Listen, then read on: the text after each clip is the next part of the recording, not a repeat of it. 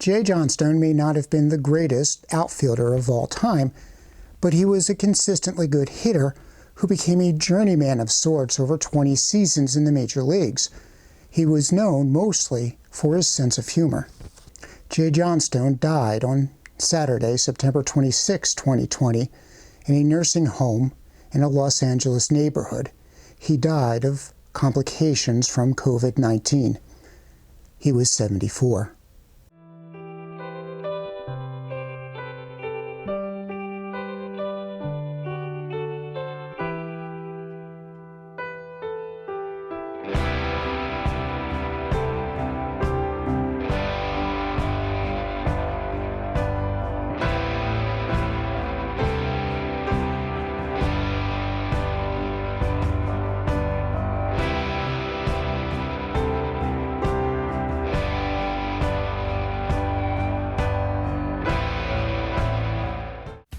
Welcome to Philadelphia Baseball History.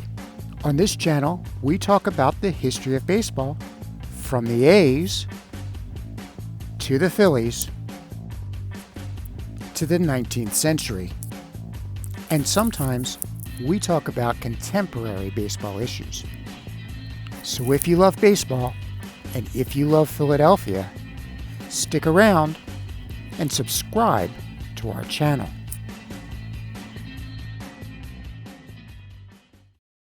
Jay Johnstone was born on November 20th, 1945 in Manchester, Connecticut. As a boy, his family moved to California, and he learned that he had a talent for baseball.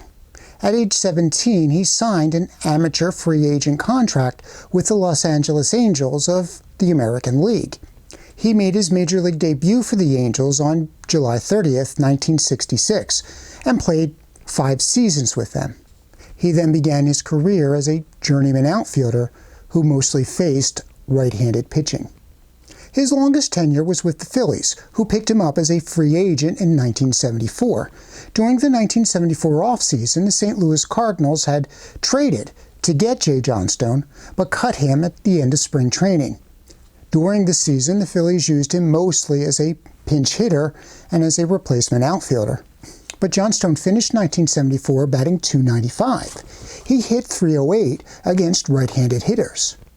So, in 1975, the Phillies began to use Jay Johnstone as more of a regular, everyday player. He was their right fielder in games where they faced right-handed starting pitchers. That was a trend that would continue through his career, because he was a slightly better hitter against right-handed pitching than against left-handed pitching. In 1975, with 350 at-bats, he finished with a .329 batting average. In 1976, which was the first season that the Phillies won the National League East, he finished with 440 at-bats and a batting average of .318. The Phillies faced the Big Red Machine in the playoffs, and they were swept. But Johnstone batted .778 in the 1976 NLCS. That included an RBI triple off pitcher Raleigh Eastwick in the top of the 9th inning that temporarily put the Phillies ahead of the Reds.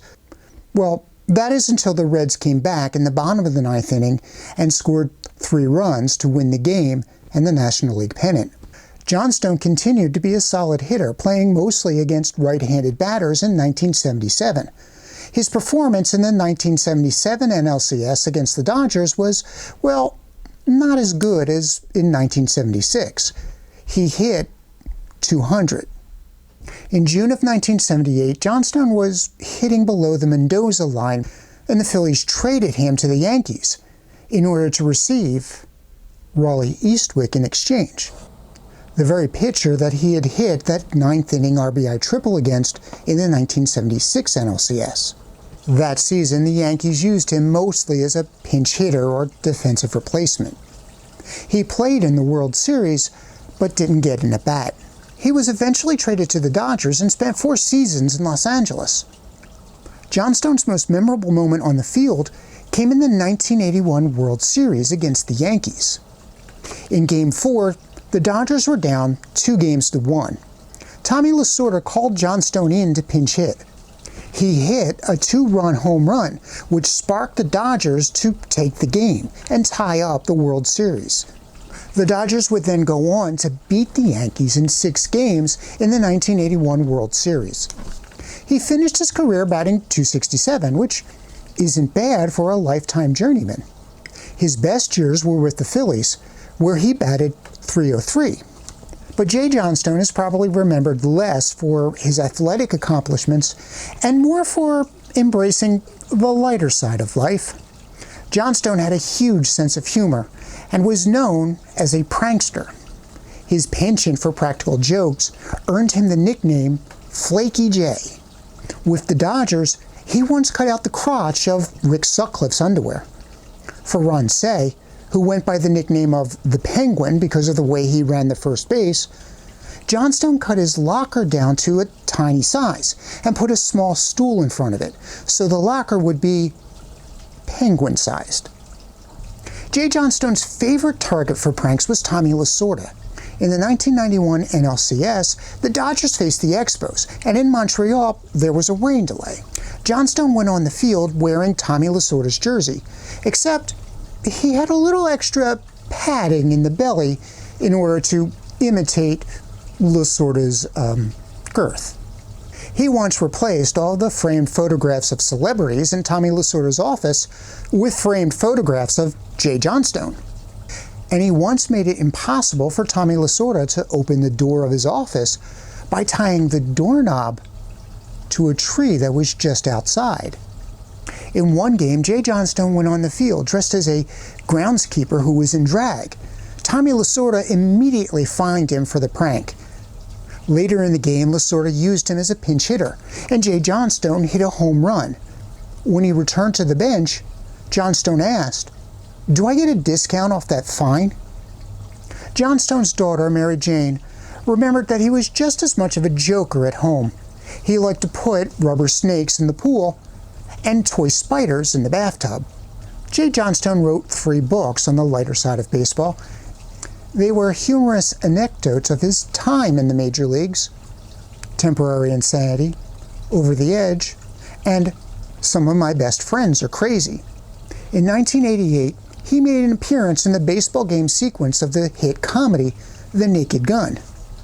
His appearance was notable mostly because he played a Seattle Mariner, and Seattle was one of the few teams that Johnstone never played for.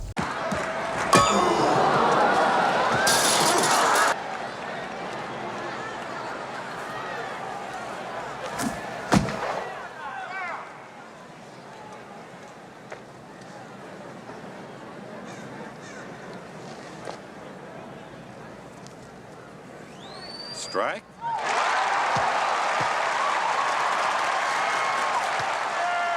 It was also notable because the opponent was the California Angels, and it was played in Dodger Stadium.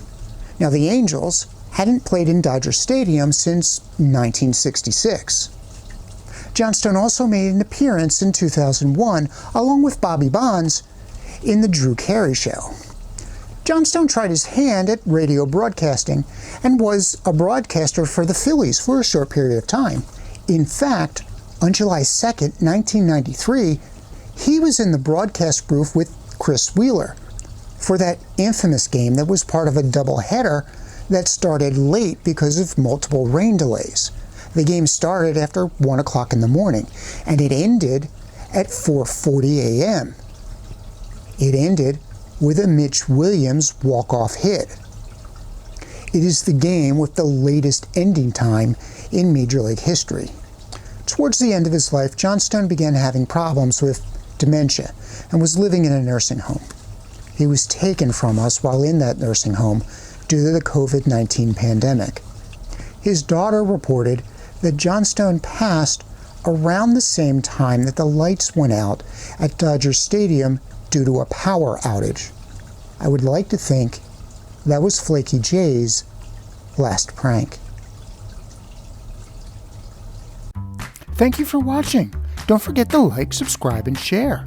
If you have any ideas for topics that we can cover in the future, please let us know in the comments below. If you would like to see more of these videos, please consider becoming a patron through Patreon. Again, we'll have a link in the description box below.